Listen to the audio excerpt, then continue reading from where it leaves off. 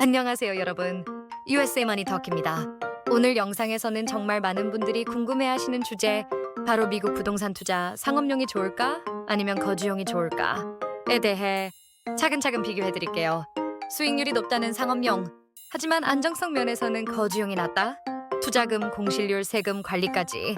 오늘 영상 하나로 두 투자 방식의 모든 차이점과 전략을 정리해드릴게요. 먼저 상업용 부동산과 거주용 부동산의 기본적인 차이부터 짚고 갈게요. 상업용 부동산은 사무실, 리테일샵, 식당, 창고, 그리고 5세대 이상 멀티패밀리 아파트 등을 말합니다.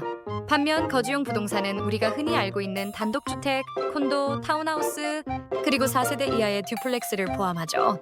투자 성격 자체가 다르고 수익 구조, 리스크, 세금까지 완전히 다르게 작동합니다. 많은 분들이 상업용 부동산을 선호하는 가장 큰 이유, 바로 수익률이죠. 상업용은 보통 612%까지 임대 수익률이 나오기도 해요.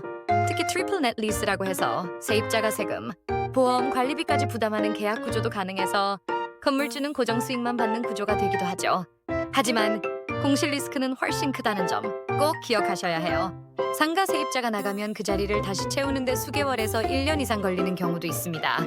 반대로 거주용 부동산은 수익률이 38% 정도로 상대적으로 낮지만 세입자 수요가 꾸준하고 빠르게 리턴이 가능해서 공실 리스크가 낮습니다.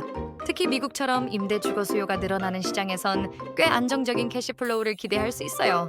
두 번째 중요한 포인트, 바로 진입 장벽과 초기 자금 규모입니다. 상업용 부동산은 기본적으로 규모가 크기 때문에 최소 수십만 불, 많게는 수백만 불의 자금이 필요합니다. 또한 대출을 받더라도 LTV가 낮고 이자율이 높기 때문에 현금 비중이 크죠. 반면 거주용 부동산은 진입 장벽이 훨씬 낮습니다. 외국인 투자자도 현지 은행을 통해 꽁꽁 60% 정도의 대출이 가능하고 물건 가격 자체도 상상이 70만 불 수준에서 다양하게 선택할 수 있어요. 특히 처음 미국 부동산에 진입하는 분들 혹은 한국에서 원격 투자하시는 분들에겐 거주용 부동산이 현실적인 선택이 될 수 있습니다. 세 번째, 부동산 관리의 난이도입니다. 상업용 부동산은 테넌트의 업종에 따라 요구사항도 다르고 계약도 복잡합니다. 오피스 건물 하나 관리하려면 HVAC, 엘리베이터, 주차장 등 시설 관리도 더 복잡하죠. 그래서 전문적인 프로퍼티 매니지먼트 회사가 꼭 필요하고 비용도 비쌉니다. 반대로 거주용 부동산은 훨씬 단순합니다. 일반적인 관리 업체를 고용해 월 몇백 달러 수준으로 세입자 응대 수리, 임대료 수금 등을 맡길 수 있어요. 처음 미국 부동산에 투자하신다면 관리 부담이 적은 거주용부터 시작하는 걸 추천드립니다. 네 번째는 많은 분들이 놓치기 쉬운 세금 이슈입니다. 상업용은 감가상각 기간이 39년이고 거주용은 27.5년이에요. 즉 세금 측면에선 거주용이 좀 더 빠르게 비용 처리가 가능하죠.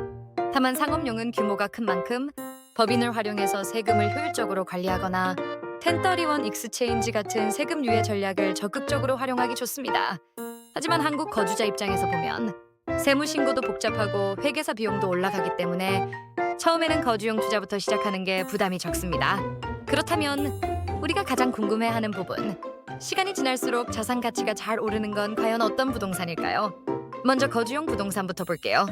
주택은 기본적으로 사람들이 살기 위해 꼭 필요한 공간이기 때문에 인플레이션이 오르면 자연스럽게 집값도 같이 올라갑니다.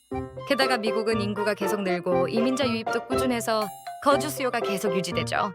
특히 일반인들이 사는 1채, 2채 단위의 주택은 재매각이 쉬워서 현금화도 수월합니다. 그래서 장기적으로 보면 꾸준하고 안정적인 자산 상승을 기대할 수 있어요. 반면에 상업용 부동산은 조금 다릅니다. 좋은 입지에 안정적인 테넌트를 확보하면 수익 자체가 좋아지기 때문에 자산 가치도 확 뛰어요. 예를 들어 유명 브랜드가 임차한 건물은 그 자체로 프리미엄이 붙어 가격이 크게 오를 수 있습니다. 또한 수익률이 좋아지면 리츠나 기관 투자자에게 매각할 수 있는 기회도 생깁니다. 하지만 주의할 점도 있어요.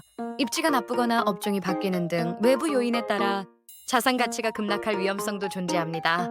그래서 정리하자면 안정적인 자산 상승과 리스크 관리를 원한다면 거주용 부동산, 높은 수익률과 빠른 자산 성장 가능성을 노린다면 상업용 부동산, 투자 경험과 목적에 따라 선택하면 좋겠죠?